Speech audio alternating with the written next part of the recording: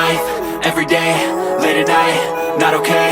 All I want, and I pray, all I need are some better days. Living life, every day, late at night, not okay. All I want, and I pray, all I need are some better days. Good morning, everyone. Today is my 21st birthday, so I've decided that I'm going to make a video of 21 pieces of advice that I wish I knew before I turned 21. Okay, so a little background about me. I'm a junior in college now. My major is called Independent Scholars, which is an interdisciplinary major, so I'm combining physical therapy with business and media. I'm pretty sure I want to go more the media route, but I'll save more of that for later. Basically making this just to show you that I've always considered myself not to be a typical college kid, and it's made me really self-conscious, I guess, being in college, but I'm starting to realize that that's really okay, and things work out, and everyone has their own personality and their own likes and dislikes. So yeah, let's jump into it. Okay, starting off with advice tip number 1. Become best friends with yourself. You're the longest friend you'll ever have. And I know people say this a lot and kind of make it like a cliche, but I didn't really realize that until sophomore year, I guess I'd say. I lived in my sorority house, and it was a really, really cool experience. I got to have my own room, which was really great. But I didn't exactly click with what the other girls kind of thought of was a fun time. And so I wound up having a lot more free time to myself. And in that free time, I really got to start working on kind of my own social media journey. And I think just like being able to have fun by yourself and like go to a cafe by yourself, go to the library by yourself, go take a walk by yourself.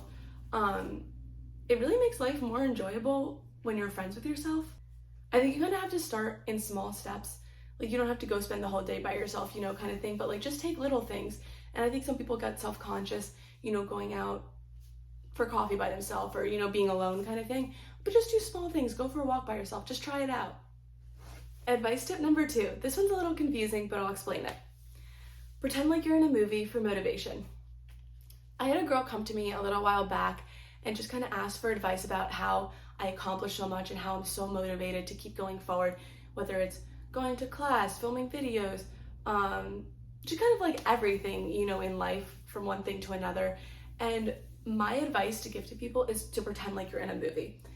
If there's cameras around you all the time, are you gonna sleep in and not go to class? No, you're gonna get up, go to class, might even go to the gym before, so having that kind of false, trick yourself into thinking you're being filmed all the time. And, maybe this is just for you to watch back and be like, I want to show myself my full potential and show myself all the things that I just did today or all the things I did this week. Or if it helps, pretend that everything you're doing is getting filmed and sent to your mom. Would your mom want you sleeping in and missing class? Would your mom want you not reaching your full potential? I don't think so. And obviously you have to take this with a grain of salt because everyone needs breaks. Everyone can't do everything all the time.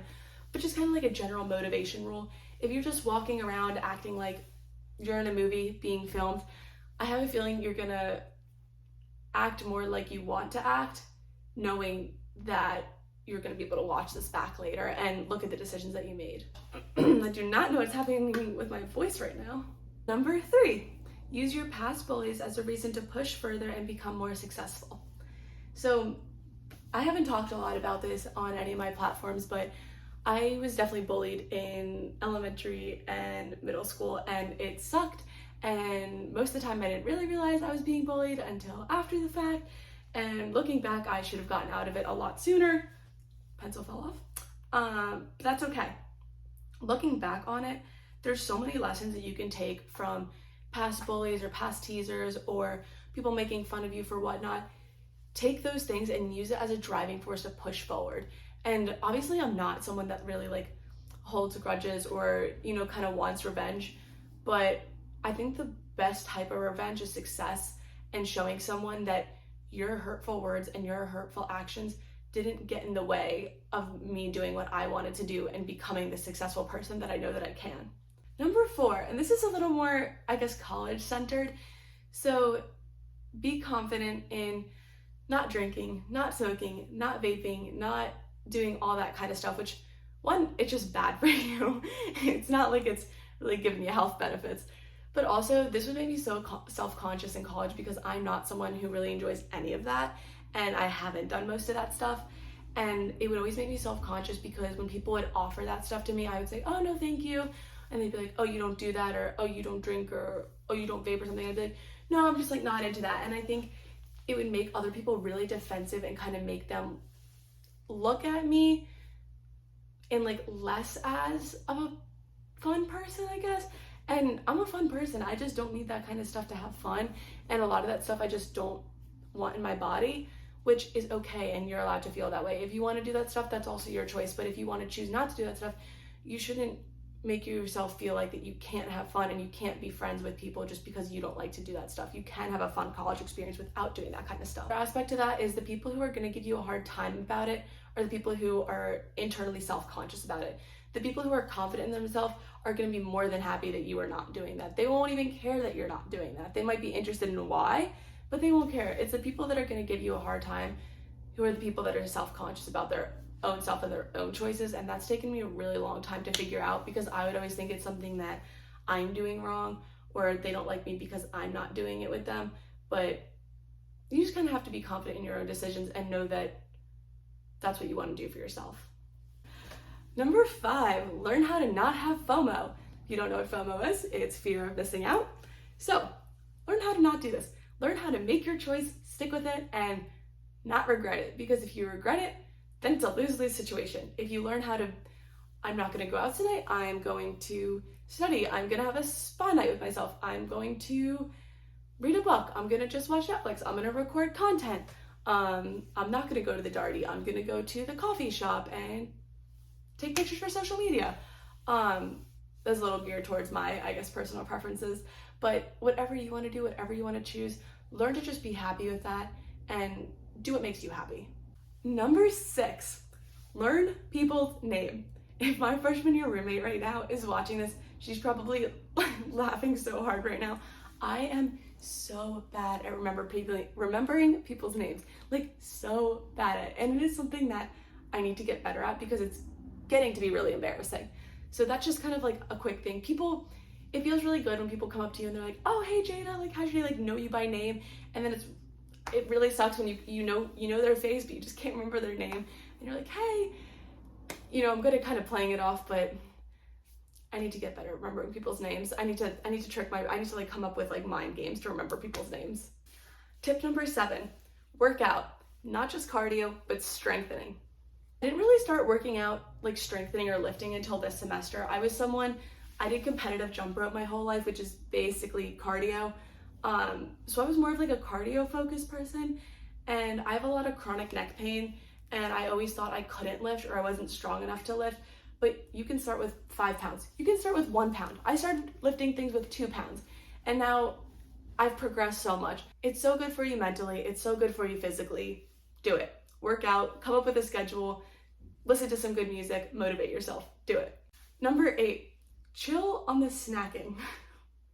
I am a big snacker, and that is just one little tidbit of advice that I wish I could tell myself, I don't know, going into college, like learning how to just eat meals and not snack as much as I do.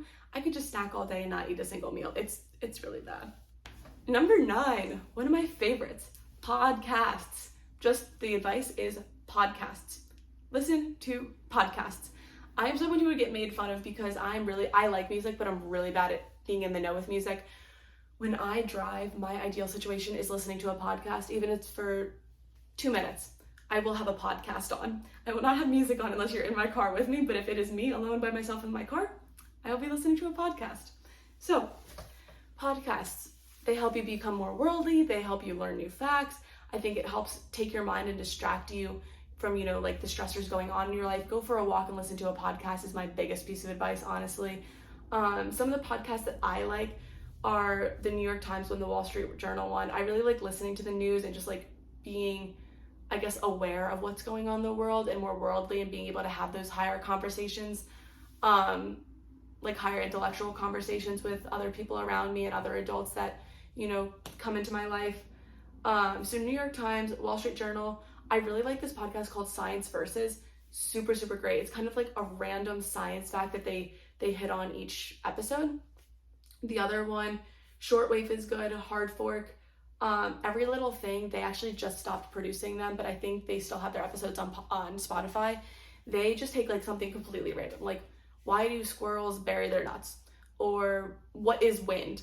Like they'll just take one of those things, grasp it, and then deep dive into research and explain the whole thing, and it's so cool. If you have any podcast recommendations, drop them below. And that brings us to advice tip number 10. It's gonna sound cliche, but the grass is always greener on the other side. Whether it's relationships, whether it's classes, whether it's a significant other, whether it's friends, anything. The grass is always greener on the other side. When you're in the situation, you see what the other person is doing and you want that. When you're in their situation and you're looking back on the other side, then you're like, oh wait, I kind of wanted that side.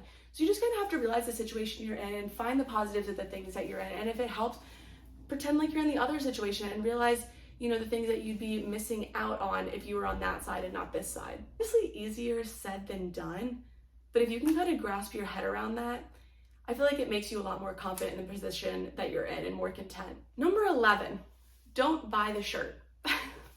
This is a little shopping focus for all my college kids out there who just want to buy everything, and retail therapy is a real type of therapy. You're in a store and you say you see a shirt, shorts, dress, whatever item of clothing, whatever product that you want. Go home. If you're still thinking about it 2 days later, then go back and get it. If you're in the store and you're not sure if you should get it or not, just don't get it. Just go home, wait a few days. If you're still thinking about that product, that's when you know that you can really go back and get it and it's worth it. It's not just like some impulse buy that you're gonna regret 2 days later and be like, why did I actually get this? Number 12, eat more protein. This is a bit of a nutrition-based, I guess, focus tip. I did not realize how much protein you should be eating and how much protein I was not eating. My energy levels are so much better when I'm eating protein. I'm also like kind of borderline anemic, I think, which is like low iron deficiency. I don't know if I said that right, but I definitely need more iron.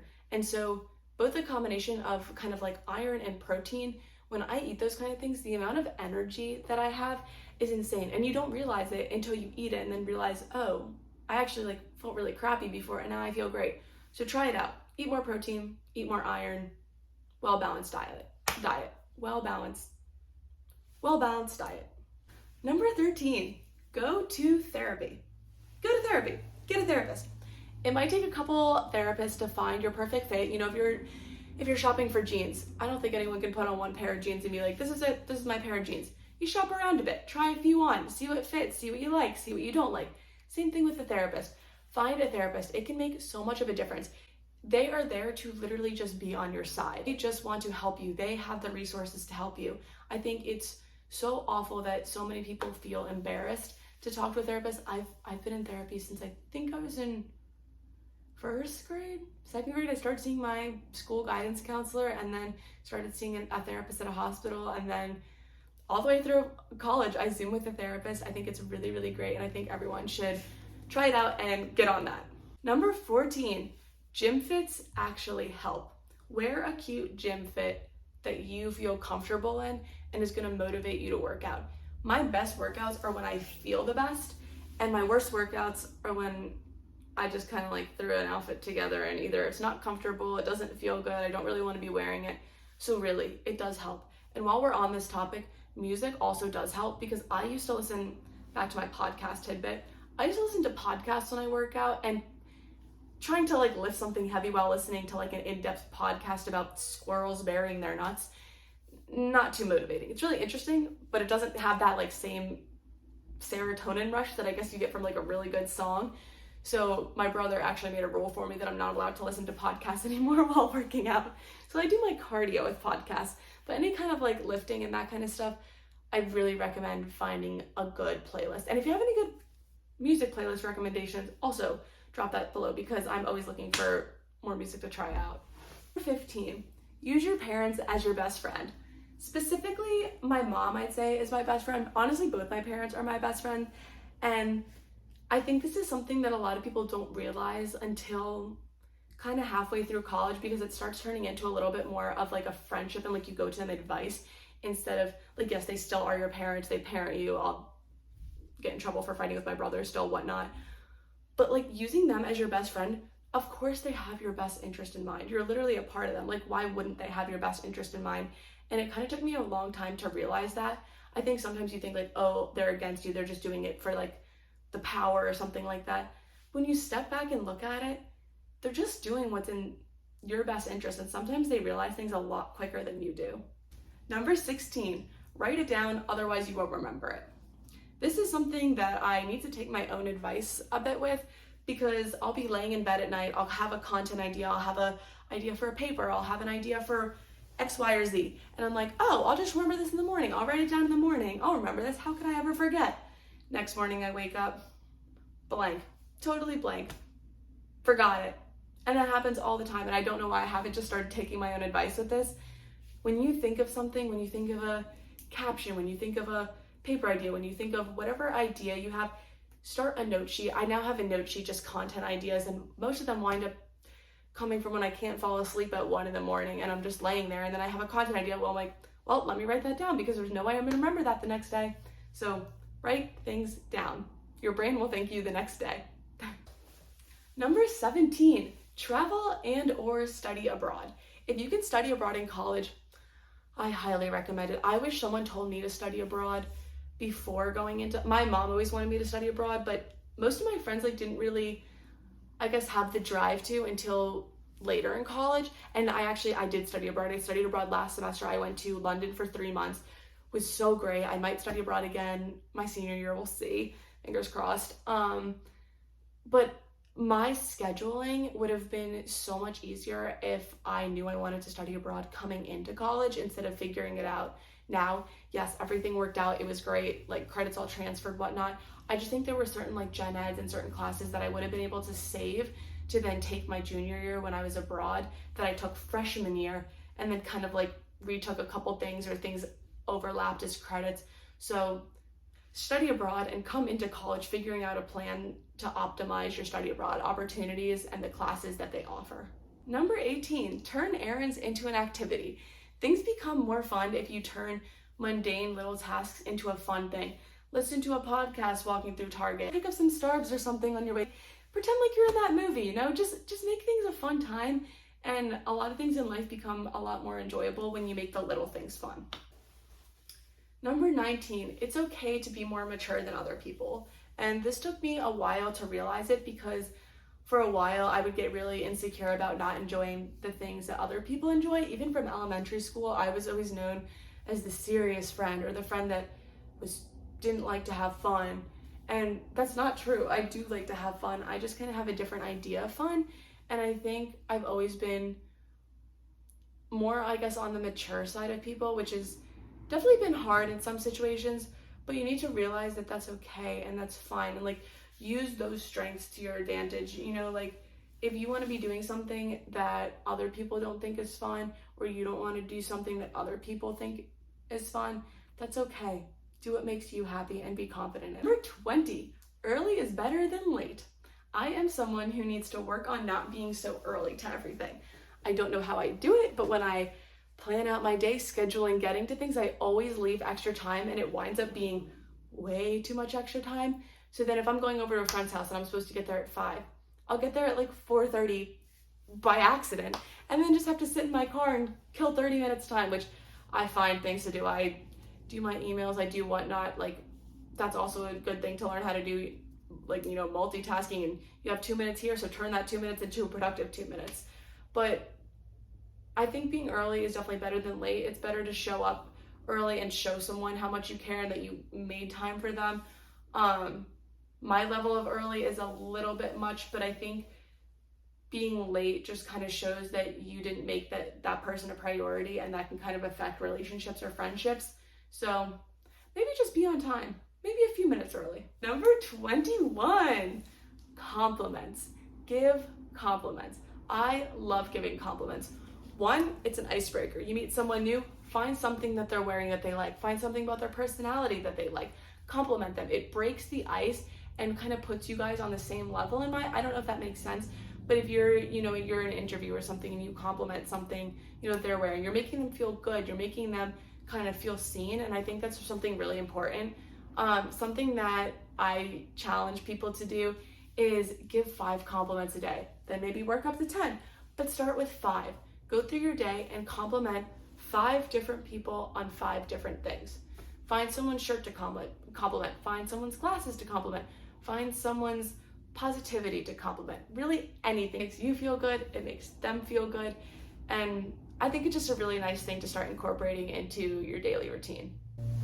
Okay, I know I said I do 21 pieces of advice, but in my family we always do one for good luck.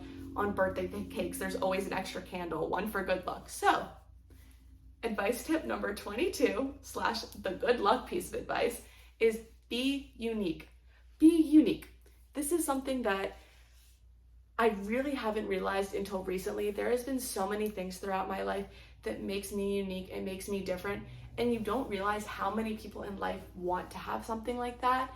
And obviously everyone has things that are about them that are unique, and everyone's different in different ways, but having certain things that stand out about you and are good conversation starters goes such a long way, and you shouldn't be embarrassed by. The 2 biggest things that I can think of kind of in my life is my competitive jump rope. That is something that I have hid most of my life. I used to get bullied for it in middle school. Now I can basically walk into anywhere, say something about jump rope, and we wind up talking about that forever. And I didn't really realize until college that people actually thought that was a really cool and unique fact. So now I can use it to my advantage, and it's really great to have something that sets me apart. The other thing is just content creation. A lot of people are really interested in it and don't even understand what it is. So using that also as a conversation starter, when someone's like, oh, what are you doing in school? Or what do you enjoy doing? And you start talking about that. I think it really opens doors to whole new conversations and makes you stand out to other people in their mind. But I hope that advice helped someone, and that wraps up my 21 pieces of advice at 21. I appreciate everyone for listening to this, and I hope you like this video, you subscribe. I'd love to be friends on other social media channels. My handle for everything is Jada_Skye, JAEDA_Skye, SKYE. Thanks guys, and have a great day.